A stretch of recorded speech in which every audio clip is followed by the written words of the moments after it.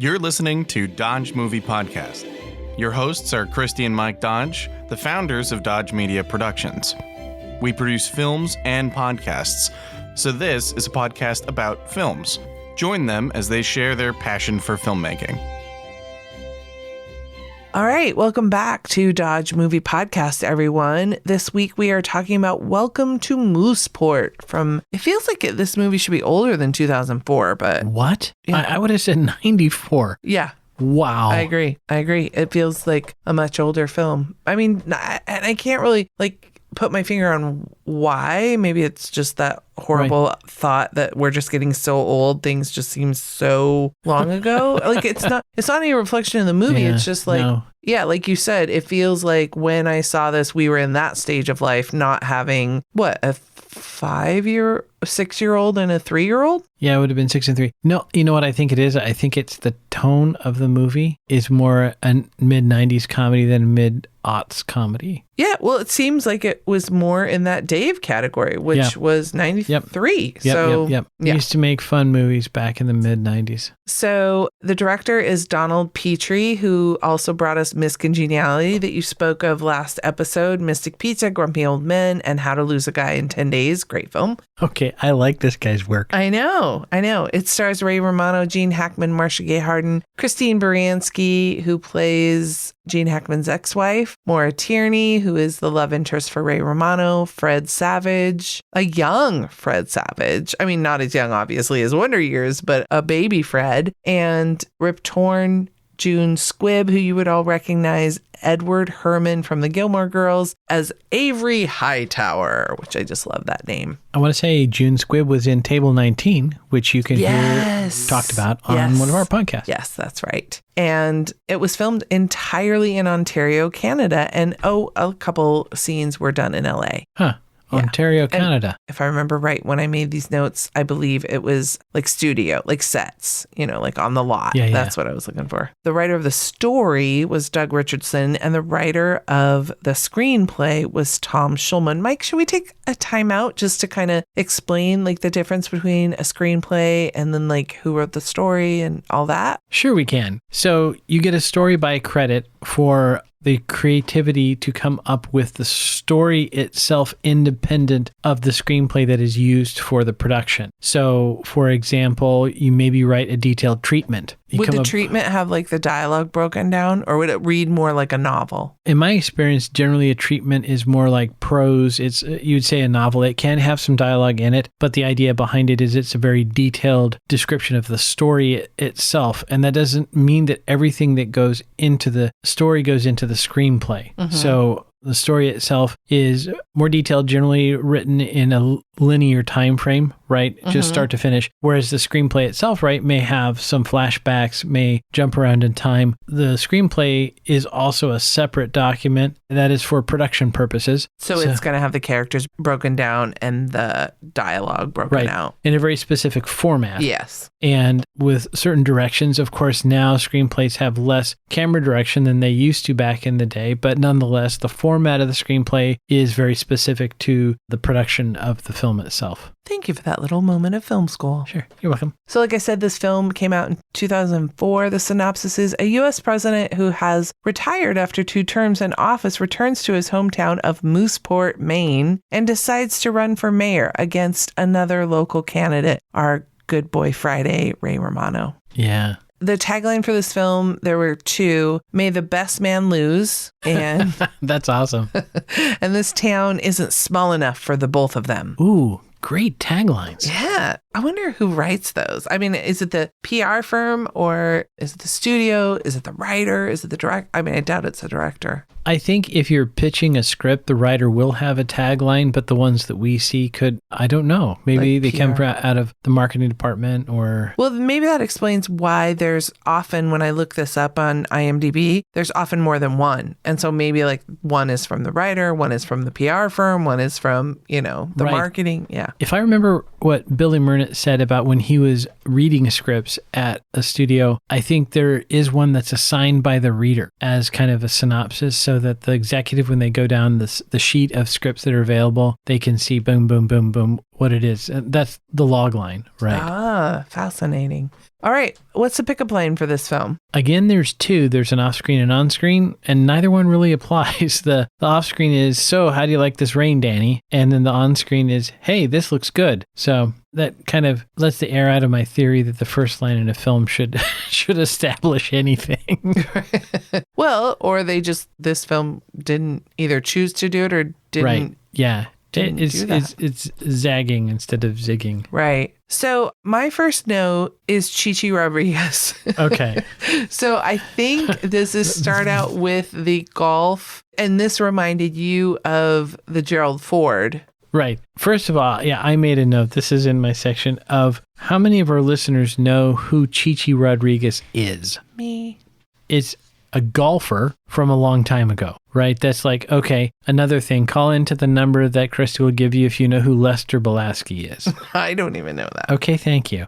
Sometimes there are sports pulls that are a little too deep. So yeah, that to me was an immediate note. And then when you tell me it was made in 2004, I'm sorry, I don't think Chichi Rodriguez was a timely reference then either.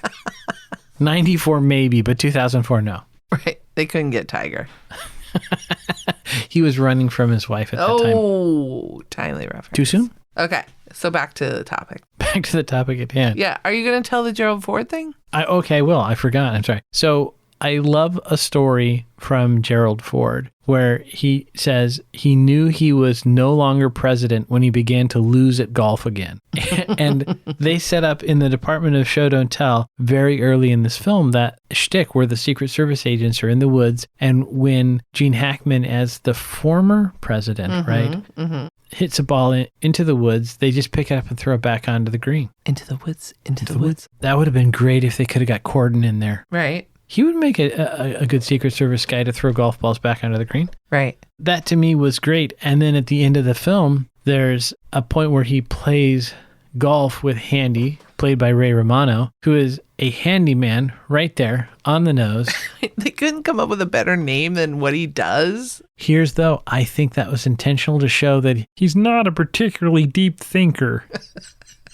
Right. I never realized until right now how much Ray Romano sounds like Kermit the Frog, or at least your impersonation. Yeah. Which, okay, I'm gonna interrupt our discussion of golf with Deborah. There's a funny joke early on, which I give credit to Ray Romano for not being too precious, is he says something about a moose having a big nose, and his dumb buddy says, yeah, but his nose fits his face, boss. And it's a funny joke, but wow, ouch, poor Ray. Oof. I don't think we released our episode of Paddleton yet, but did you do a Ray Romano impression in that one? I would assume so. I know. I would. You can ask everyone who lives in this house that when Ray comes up, there's going to be at least one Deborah. Yeah. Right. No, I've heard you do the Deborah, but it wasn't until you did that I heard Kermit. Yeah, and I heard Kermit as soon as I did it too. Oh, okay. So that's, this isn't the first time we've discovered this. It's possible I veered a little into Kermit today. I'm just wondering, has anybody else made this joke? I would assume Ray has. Yeah, that's true. Now I'm going to go down a rabbit hole of Ray Romano on YouTube. Okay, and speaking of rabbit holes, completely leaving this film, I said when we were watching this, I said, why hasn't Ray done more films? Because he's so good in this. And then you looked at me like I'd said something like, why isn't water wet? Like I was just a complete moron. And I was like, no, I totally know what I'm talking about. And this is a case, I need to know when I'm wrong. I went and looked at his IMDb page. I'm like, oh, wow, he's put in a ton of stuff.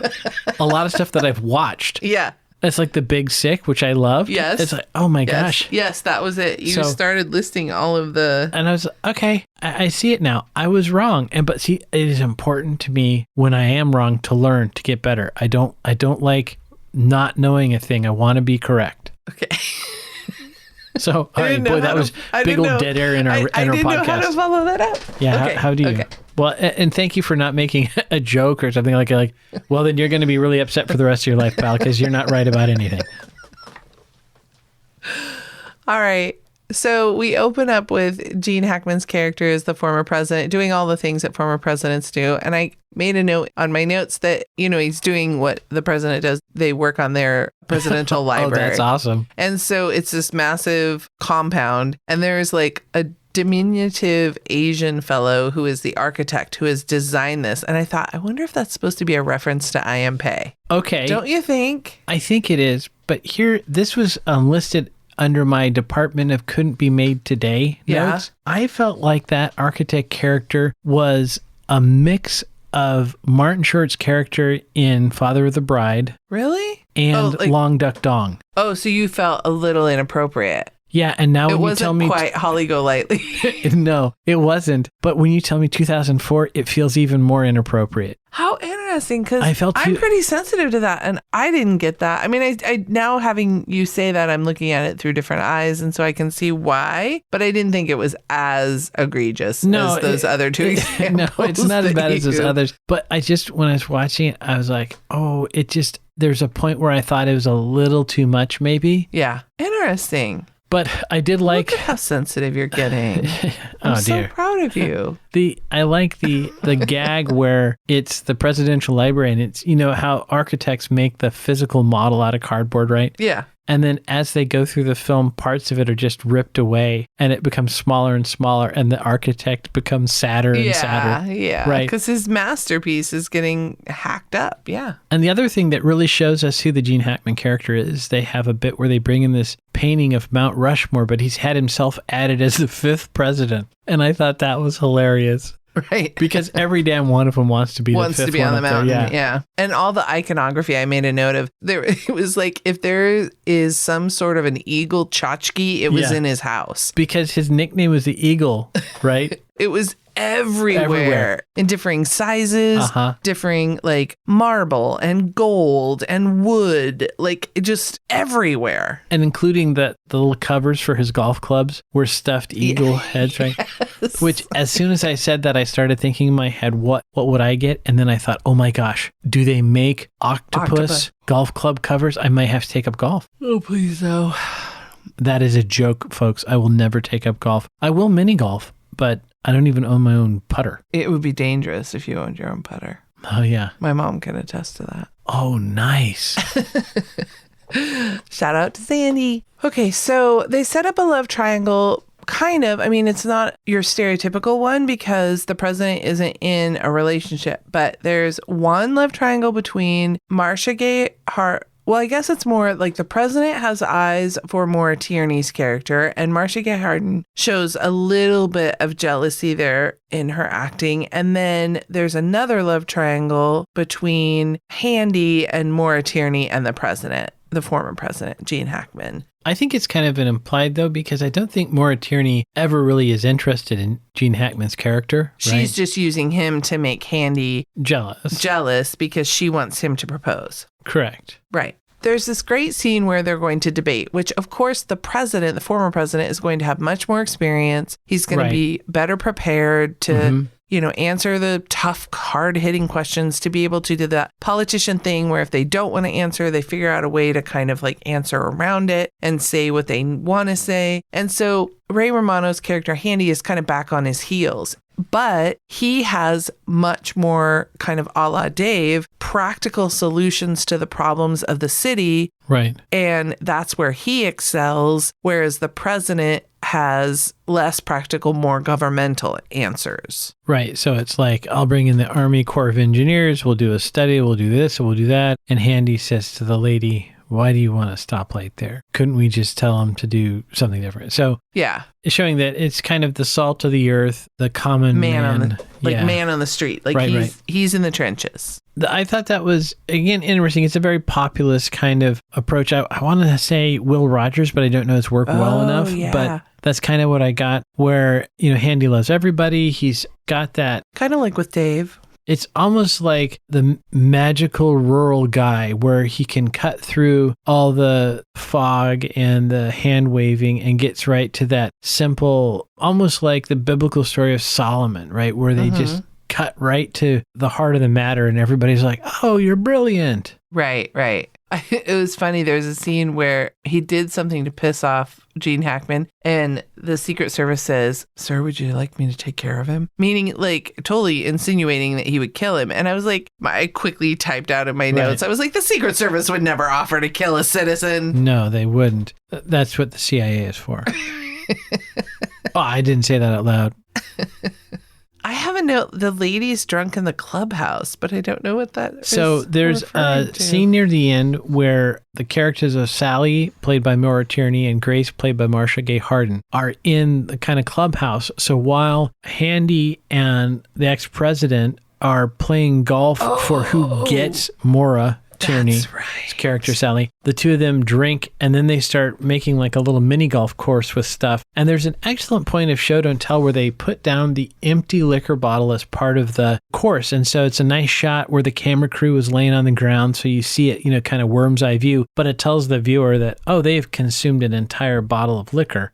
So there are 3 sheets to the wind. So I thought that was a really neat bit of writing, in that here you have kind of the men are out, well, we're going to play for the lady, and then on the other hand, the gals are in there playing their own homemade mini golf course. I feel very bad for our listeners because I'm feeling like I had a moment of amnesia. I'm not remembering what any of my notes are referring to because I did write a far cry from Popeye Doyle, because as you all will remember, we talked about A French Connection, and Gene Hackman's character in this, I do remember thinking that he's just such a departure. So that just speaks to the talent of Gene Hackman, that he can portray someone as Popeye Doyle and then now as the former president. But I did make a note, and I don't know what this refers to. I hope you can help me. I said the spousal abuse in this film is a bit extreme. Okay, I have notes on that. I mean, I wouldn't call it spousal abuse because they're not married at the time. It's just domestic violence. Oh, that's right. Maura Tierney is always hitting Handy. She hits him a lot. A lot. I didn't like it. So much that, again, 2004, I'm stunned. And I think if that's a case, unfortunately, where it's okay to beat up on the dopey guy. Correct, yeah. But if the roles were reversed. My gosh. Yeah. So I've noticed 5 points where she punches or shoves him. Yeah, backhand with a closed fist, though, backhand. Right. So someone, it may have been Adam Carolla, was talking about how, I actually don't remember, how it's okay for women to, with a closed fist, beat the crap out of some guy. Well, he talks about how it's at the ready. He says you accidentally step on a woman's foot and you will get a fist. Like, just, it's clocked and ready to go. It's chambered. Yeah. So generally when you bring that up, somebody says, well, oh, look, Ray, he's like 10 and a half inches taller than her, which, by the way, must have made fun for the camera department. How many apple boxes did they need to try to get the eye lines to match, right? But I still don't think that matters. Like, it's not okay that if you're 5'1", you don't just get to go around punching everyone. Yeah, I didn't like that. No wonder he didn't propose to her. She's mean. Right. She beats the crap out of the guy. I did feel sorry for him. And it is kind of a silly comedy. We do have some head trauma involved. Golf ball. Handy does punch Monroe, the ex-president, at one point. And there's a ladder. I made a note, a ladder falls on someone's head. So there's some head trauma. There's jokes about moose and noses. And I mean, come on, let's in one sense not necessarily get too uptight about this, but it was so much that we both made notes like, wow, this is a lot. This is a lot. Yeah. Yep. One thing I liked, I'm looking at my notes, and under sets I have, and this sets it up so early, but this is what good filmmaking is, and maybe it's a little on the nose, but I appreciated it nonetheless. Early on, when Handy is starting to realize that the president is kind of making eyes with his girlfriend, and his girlfriend is kind of returning the advances, I guess you were, they're in Handy's office, and over the president's shoulder of Handy's office, we see there's a golf map, like a map of, I don't know if it's a golf course or like the best places to play golf or something. And then you see his clubs in the bag. And so that just kind of sets up that later when they have this massive golf competition, that it's not Handy's first time, or it's not something that he just does occasionally, or he's done even once or twice. Like, it's part of who he is, that he has it in his office, you know? Yeah, and that kind of also brings up another of the entries from Couldn't Be Made Today, where he was hitting the golf balls into the bay. Now, they do have dialogue that says somebody scuba dives and gets them back. And that's why it feels like the 90s, because hitting golf balls into the ocean off the back of a cruise ship was a big deal in the 90s. Right. And they don't do that anymore. Well, and then there's think. part wastefulness and then even part that you're affecting the ecosystem. Right. Yeah, like you said, they do say that they go out and get them, but... Well, are you going to get all of them and then some turtle's going to choke on it? It was one of those things. I mean, they have enough problems with the straws. Poor guys. Did you hear about Tim? Yeah, he survived that straw, but he died on the golf ball. Yeah, but poor Tim could get hit in the head with a golf ball. Like, we don't address that. Like, the long-term effects of them just being in the ecosystem. But what if, isn't there a movie where a golf ball goes into a whale's blowhole? I forget what it is, but there is one, I think. It's a silly movie. Sure. I was thinking you were talking about TTBI, which is traumatic turtle brain injury. Oh, poor turtles. Poor turtles. Yeah, until they bite a toe off, and then you're okay. But okay, we're getting punchy and off topic. A little bit punchy and off topic. But this is important stuff to talk about. There was a lot in my miscellaneous section in this film. We had someone with domestic violence. Well, I think we've covered most of it now. Oh, okay. I'm just saying. But speaking though of one extra thing, why does the moose not get a credit? There must have been a moose wrangler, and it was listed in the credits. But why doesn't Bruce the moose get a credit? Bruce the moose. Yeah. I don't think that's fair. It's a shame. I think his agent needs to do a slightly better job. From a cinematographic standpoint, there were a couple things that I thought were really well done. My first note, though, is how much experience did the camera department have in shooting naked guys? Because there's this naked guy in the opening scenes running around. And I couldn't help but think of Oprah talking about when you have a darker complexion, it has to be lit differently. And I'm like, that guy was pretty pale. It was the opposite direction. And there was a lot of skin. Right. But there was a really kind of fun bit where there's a mirror. I called it a triptych mirror. It's got 3 pieces or 3 panels vertically. And like Sally and Handy are in the separate sides they're shooting it. And I thought it was a really well done piece of cinematography to put that together, and that was great. And there's also a shot where Marcia Gay Harden has a reaction shot in the mirror. I thought that the camera department did a real good job on that, especially when you think, of kind of a lighthearted, broadly drawn comedy. You don't think of maybe some of the camera techniques, but they did a great job. Yeah, it's funny that you didn't mention my favorite shot, which was later in the film, maybe like 2/3, 3/4 through, and it's Marcia Gay Harden and Gene Hackman, and it is golden hour, and it's on the bay, and it's beautiful. That is a nice shot. We had some head trauma and the return of the ice pack. Return of the ice pack. That I was talking about last episode. The same ice pack that I was talking about, they hit Handy and he has one of those screw top ice packs again. Right. In 2004, I don't think that was period correct. Right. They totally would have had like the new gel ones. They're just, I wonder... You know how like in comedy there's some words that are just funny, like is it panties is funnier than underwear? Yeah, I use underpants instead of underwear. Right. I feel like those ice packs are just funnier. There's something about, maybe it's that way, like you said, they octopus around your head. Right. Or seltzer humor or, cream pies in the face. It's like iconographic to have that floppy ice pack on your head. That's what I wondered, is if it was like how the black box in an airplane isn't actually black, it's bright orange, but on screen it needs to be black. Is that just the visual language that the audience has come to expect? I think so. Okay. I've discovered something in rom-coms. I have a smoochy count of 3. How about you? Smoochy, smoochy, smoochy. I do have 3 as well. Okay. And then a driving review. Do you have one of those for us?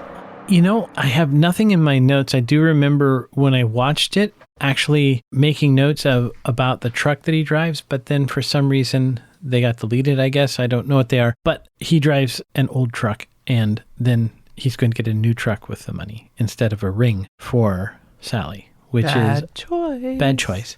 But he kind of recovers. Should we go to the numbers? Let's go to the numbers. Okay. So the budget for this film was $30 million. And I bet you a lot of it was Gene Hackman cast. Yeah, I think it was casting. And I think it was probably, I think the film scene in Ontario is pretty strong because I've heard of other films being made there. So Letterkenny. Well, there you go. And so this film, by definition of the numbers, was not a success. It made just under 7 million domestically and then worldwide 14 million. So they only recovered about half of their money back. So that's maybe why my friend Casey had never heard of it. Right. I would not be surprised. Again, audience members, send an email or call in and tell us if you'd ever heard of or seen this movie before. I think in retrospect, it's not as common as I thought it was. Yeah. Why were you drawn to it? Because you're the one that suggested this. You were like, oh, we have to do Mooseport. I saw it and I liked it and remembered it. I think I liked Ray Romano's work in it. Obviously, I thought this was his one chance at movie fame, but I was wrong. I also have to say I really enjoy when Maura Tierney is in these comedies, right? Liar, Liar is a film you really enjoy. Yeah. So this film as well. So I think I just like this film. I think it was well done. And it does also have Fred Savage in one of his rare acting roles. Yeah, I didn't remember him being in this one. Neither did I. Well, and I love Christine Baranski. I mean, she's so good at kind of this role, like the bitter ex-wife, she's so funny, so funny. So this one didn't do very well on IMDb either. It got a 5.2. It also is just under 2 hours like Dave at 1 hour, 50 minutes. It's rated PG-13. It is listed as a rom-com. All right, guys, I'm dying for someone to leave us a message. I have this phone number and I really want to play somebody. So will somebody give me the Christmas gift of calling in and telling us about your Christmas movies that you watch or what you think of the podcast or give us a review or just tell me to stop asking for phone calls? Okay, I'm going to call out all of our listeners who are veterans who live in Texas. You're required to call in. Please, at 971-245-4148, or you can email me at christy@dodgemediaproductions.com. Next week's film is going to be My Fellow Americans, A Blast from the Past with James Garner, a family favorite, and Jack Lemmon, about two former presidents. That will wrap up our month of political movies, political comedic movies, and that will launch us into Christmas movies, which we will showcase 4 movies that the Dodge family watches every single year. At least some of the members of the Dodge family. Only the good ones. So you guys have a great day, have a great week, have a great month, and don't ever forget, Dodges never stop, and neither do the movies. Thanks for listening to Dodge Movie Podcast with Christy and Mike Dodge of Dodge Media Productions. To find out more about this podcast and what we do, go to dodgemediaproductions.com. Subscribe, share, leave a comment, and tell us what we should watch next. Dodges never stop, and neither do the movies.